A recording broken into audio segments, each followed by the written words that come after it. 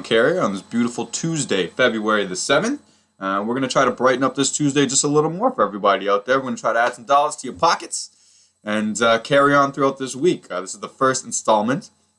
We're just going to have one game today, just a little intro. We hope to be back tomorrow and every day in the future with a full slate of games. But we're just going to break the ice here with one game that I particularly like today. It's a very small slate of games, only 3 games on the NBA card tonight. But with that said, there's one game that I really like.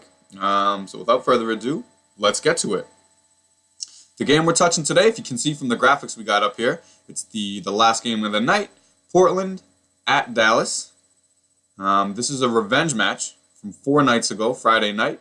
Dallas went into Portland and just shot the lights out. It only ended up being a 4-point game, but they everything that Dallas put on it, it was just one of those nights where absolutely everything broke their way, and even with all that, they narrowly escaped Portland with a 4-point win.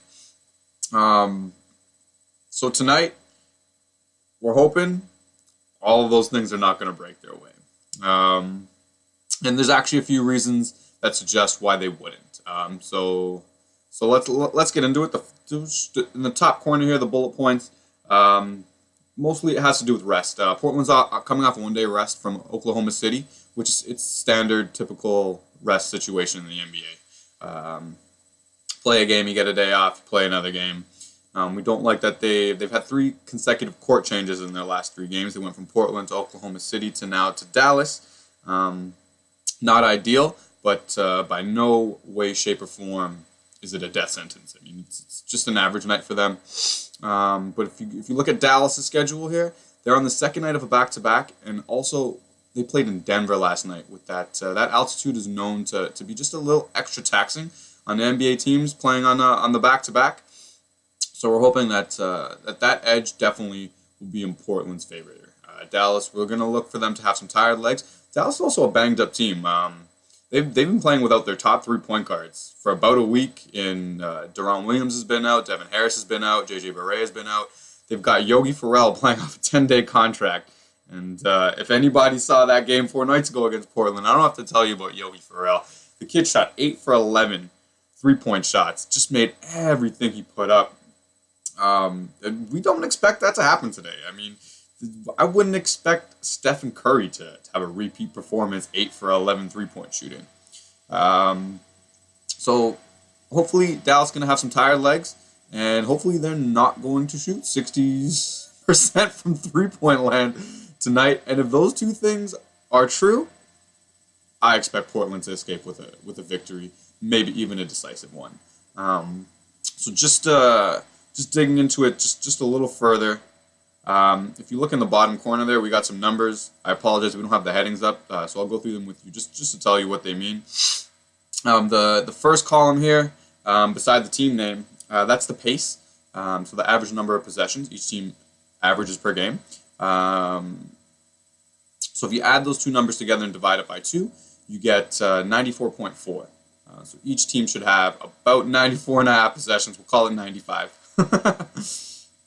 And that's really low typically for an NBA game, and the reason for that is Dallas. Dallas plays at the second slowest pace in basketball, so they're going to drag most of their totals down. If you go with just beside the pace column, you've got average points 4 per 100 possessions, in which you see Portland holds just about a 4-point edge over Dallas there. Portland doesn't have problems scoring the basketball. Their problems come in the next column over there, which is defense. That's points allowed per 100 possessions. You see Portland up there just under 112 points per game. That's just awful. Dallas doesn't have an elite defense by any stretch of the imagination. They're right there at 109. That's towards the bottom half of the league for sure. The column beside that's field goal percentage, where you see Portland's going to hold just a little bit of an advantage.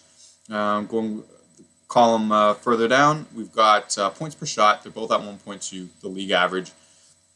The next column is rebounding percentage. Dallas is the worst rebounding team in basketball. That's not an overstatement. There is not a worse rebounding team in the NBA. 46.5 is it's atrocious. If you compare it to the best team, I believe, is Denver. Denver about 54% rebounding percentage. The Dallas is never going to win the battle of the boards. So that's another thing that's a decisive edge for Portland. I mean, they're not a great rebounding team at 48.7, but a 2% edge is definitely a decisive advantage. And the turnovers are close. They're within a percentage point, 12.3 to 11.6. So if you're just looking here, Portland's got the better offense. Dallas has the better defense. If you actually add Portland's points for against Dallas's points against, and do the vice versa, they both average out to it. And then multiply by the pace here that I explained earlier. They both average 103 points. So the edges you're going to have to find here are in other places. For us tonight, that edge is going to come from rest. Dallas playing that back-to-back, as we said earlier, coming from Denver. They're a banged-up team playing without point guards. They don't really have a consistent rotation night to night.